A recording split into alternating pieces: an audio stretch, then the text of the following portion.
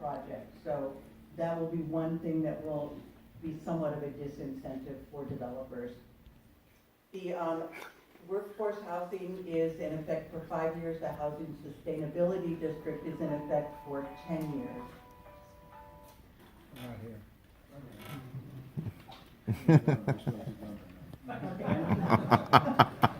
Anything to get me out of here. Okay, so now we're moving on to the Housing Accountability Act. And there's a lot of things that are similar in the accountability measures to what you see in the SB 35 streamlining. Again, the Accountability Act restricts the ability to deny, reduce in density, or make infeasible proposed housing developments. It requires cities to justify their actions, and it applies to all housing development projects, including affordable, market rate, mixed use, and transitional. And I'm just going to read you something that it says in the law itself that kind of gives you a sense of how strongly the state feels about this. So the policy of the state that this section will be interpreted and implemented in a manner to afford the fullest possible weight to the interest and the approval and the provision of housing. So they're really serious about this. And as we go a little bit farther, you'll see exactly how serious they are. In accountability, the projects that are complying with the objective general plan and the zoning code standards, they cannot be denied or reduced in density without findings of specific facts of adverse impact to public health and safety that cannot be mitigated. That's a pretty high barrier that you would have to come to. And when they say you cannot be reduced in density, they also mean if you're imposing conditions on the development that would have the effect of impacting the project and making the development infeasible. So there's very little you can do with a project if it meets all the zoning requirements and it meets the general plan designation. So the bar to find problems with that is pretty high.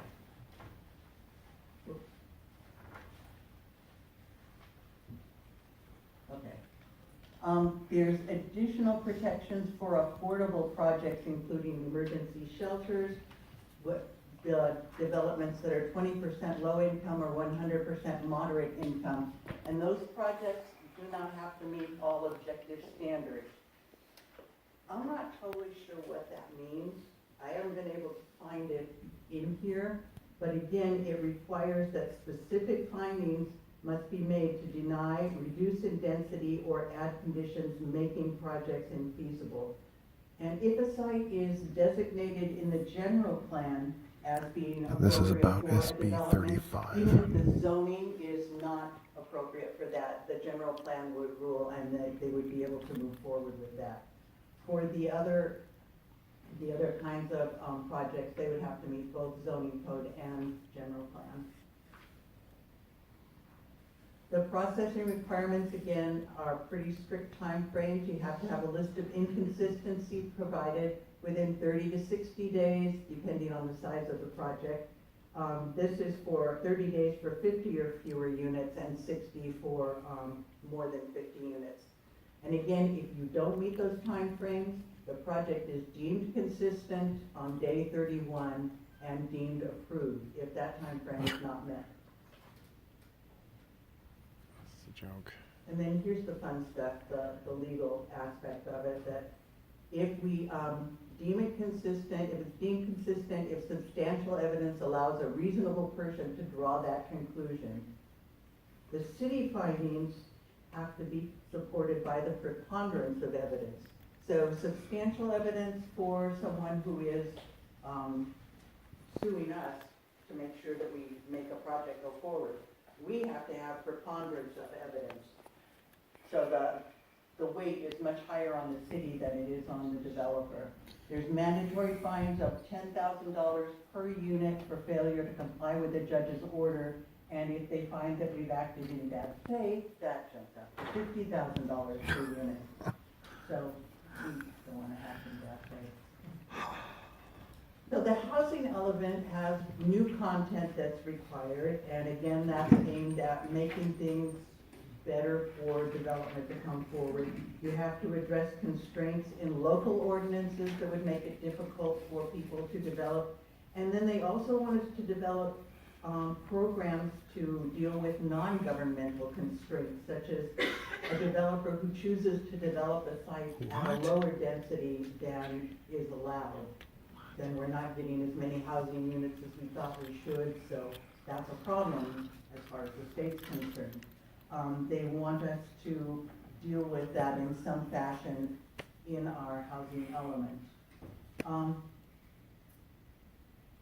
There's new site inventory requirements, and in our housing element, for those of you who are new, you have a requirement to provide sites to meet your RENA numbers. So you have to show in your housing element that you have enough sites throughout the city that there is the possibility of developing housing sufficient to meet your RENA numbers, not just your numbers, but also your income levels. And there's an assumption that if you're looking at sites that have densities of 30 plus units, that those would be assumed to be available to moderate, low, and very low incomes. So when you're looking at that, you make your list of sites, you count up your numbers of possible units, and that's your site inventory. A lot of times when we're doing that, like we've had, we thought about putting the Rhodium Drive-In on our site inventory, but it's an occupied site. We have to look at sites and say, there's a possibility this could be redeveloped, and that we can put it on our site. So now they're saying that it has to demonstrate a realistic and demonstrate a potential for development. A lower income site has to be a minimum of 1/2 acre to a maximum of 10 acres. And they're going to be looking at sites that have been on the list for a number of years. And for us, a lot of our sites have continued because people haven't chosen to develop those particular sites. So as we do our next housing element, which will be in 2021, we're going to have to take a good look at the sites that we've identified, and then the state's going to take another real good look at those to see if they really are a realistic site for development. There's new authority for the Housing and Community Development State Department in reviewing housing elements. They can send findings to the city. The city has 30 days to respond. HCD can revoke their finding of compliance for our housing element, and they can refer cities to the Attorney General's office. And again, we are now required to submit annual reports regarding the implementation of our RENA numbers. And I think that was a question Councilman Griffiths asked, and you've got a copy of the most recent report. Charter cities weren't required to do that previously, but when this came through, we have submitted 2 reports so that we're covered, at least under that portion. There's also one other thing that I didn't talk about in here too much, but there's an inclusionary ordinance. We don't have one currently. It's one that would require developers to do a certain number of affordable housing units in a development. There was some changes made to that, and that if you want to do an inclusionary ordinance, if we decided we want to move in that direction at some point in time, we have to provide alternate methods of compliance, such as an in lieu fee or an ability to develop the affordable units off-site. So that changed that, and it made it okay for people to do the inclusionary ordinances, because previously there have been some issues with that. Okay, there's 2 funding bills, the Building Homes and Jobs Act, which is funded by a $75 recording fee on specified real estate transactions, and then the Veterans and Affordable Housing Bond Act, and that will be a $4 billion general obligation bond on the ballot, and you'll hear about that in the next item as well. There's going to be programs that can be funded with these, but none of these are quite up and running yet, so as that progresses, we would be able to get funding for, perhaps if we wanted to develop a workforce housing opportunity zone, you could get some funding to help you with your planning and your SEQA review. Things like that will be available through some of these funding bills. We also tossed in accessory dwelling units, ADUs. They've been around for quite a while, but the state does kind of keep tweaking the ADU ordinance. And we have recently changed ours to go along with the state. So at this point, an accessory dwelling unit is allowed on any residential lot containing no more than one existing single-family residence. In the hillside, if you want to make an ADU, you have to carve it out of existing square footage, and that's in order to deal with the issues of the hillside and view and such, because you can't, for an ADU, you cannot have that be a discretionary review process. So in order to make that appropriate for the hillside, we are able to say you can do an ADU in the hillside if you create it from converting existing permitted space, and that can include garages. And again, the parking requirements for the ADUs are the same as they are for the other projects we discussed earlier. If you're within a half a mile of a bus stop or in a historic district, then you can't require parking. And other than that, one parking space is the most that you can require. So, I'm sure you're very happy to hear all this. We're now available for any questions that you have. Thank you very much, Jeff. You really quite rapid.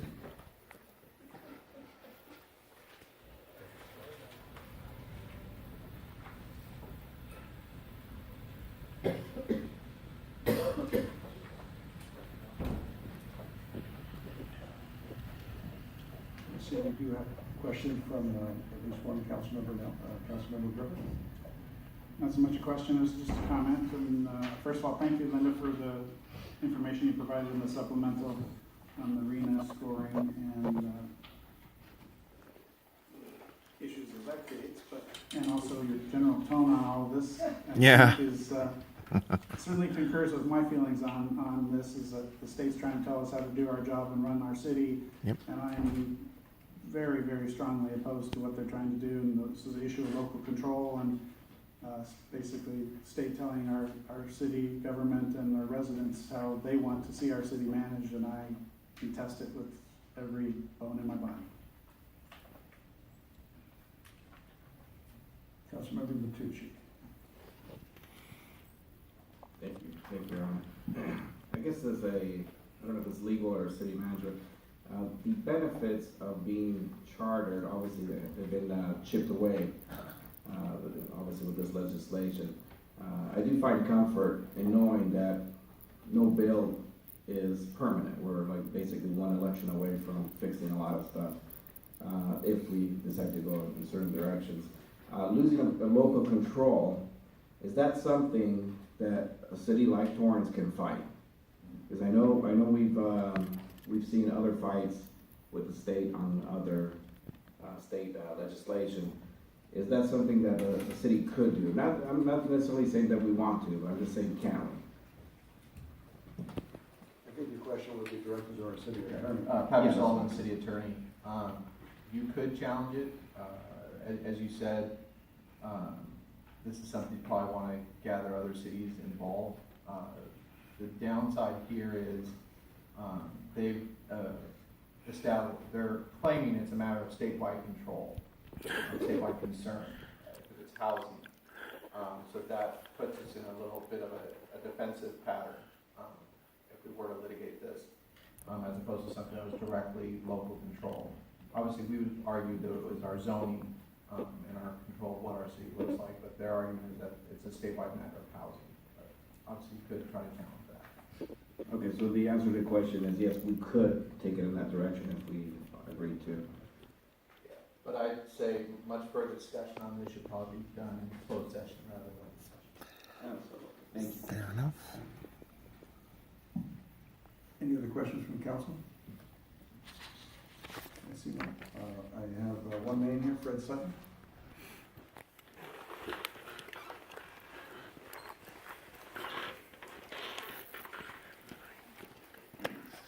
And Ms. Road, if I could move it on to 9B for your other housing or state items.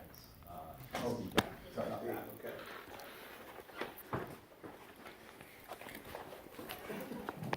Arthur Shopper, Torrance resident. I just concur 100% with what Councilman Griffith has to say about SB 35. I have friends of mine in other charter cities who are outraged about this encroachment on our power as a city. I appreciate the very candid and thorough response already from our city attorney. I really think it's about time that, especially that's exactly what I was thinking, what the city attorney said, joining with other cities and fighting back in some way. I hope that the city council has that option. I hope something like that comes up. This is awful, absolutely terrible. I agree with Councilman Griffiths on that.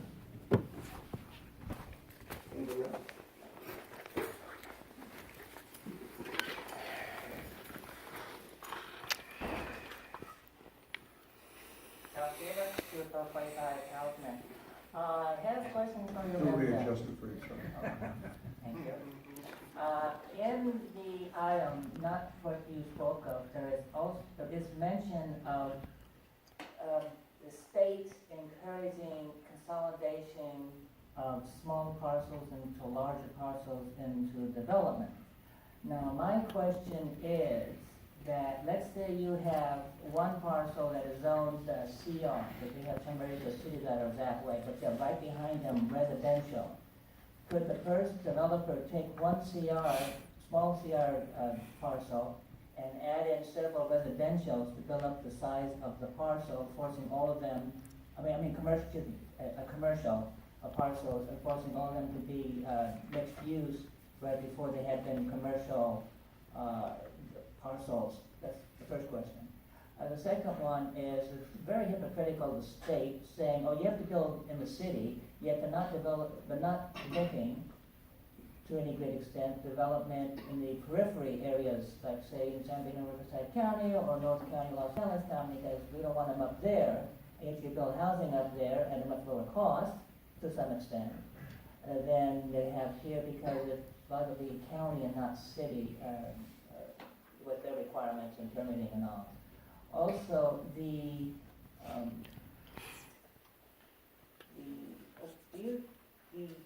income level that they use, is it going to be for Los Angeles County, or will it be for the 4 or 5 county greater Los Angeles area for the income level that they are looking at, that you have to have the moderate and low and lower income, and you have to know roughly what that number would be currently? And I think that's all I have to say. Big enough headaches. Yeah. But I really believe all the questions you have are some of the questions we as a city have. Yeah. We don't know. Yep. We don't know. This is the legislature goes upon us, and we'll find out. Well, sometimes you kind of get how they're talking and the direction that the road is drifting. Yeah. Anybody else? Jeff Greener with California Cities. I'm actually here on standby kind of for the next item, but I just wanted to talk. This was a great presentation by staff. Until very recently, I'd been carrying around booklets that the league had produced on exactly this topic. I know that's still available on our website electronically. I can forward that to you, staff. But if you have any more general questions about housing legislation, please feel free to contact me or anyone at the league, and I'm sure maybe can help you out. Also, just regarding the local control question, at the most recent League of California Cities annual conference just a few weeks ago, the general membership of the league decided to ask the board of directors to consider a measure to help protect local control for the 2020 as a ballot initiative or sometime in the future. So that's something we're certainly looking into. Thank you. Thank you, Jeff. And I'm very proud that we voted and we were partnered with Beverly Hills on that, and look forward to action to change the Constitution of California to bring back local control. Amen. Anybody else? Seeing no one, I believe we need a motion to file. Motion to accept the file.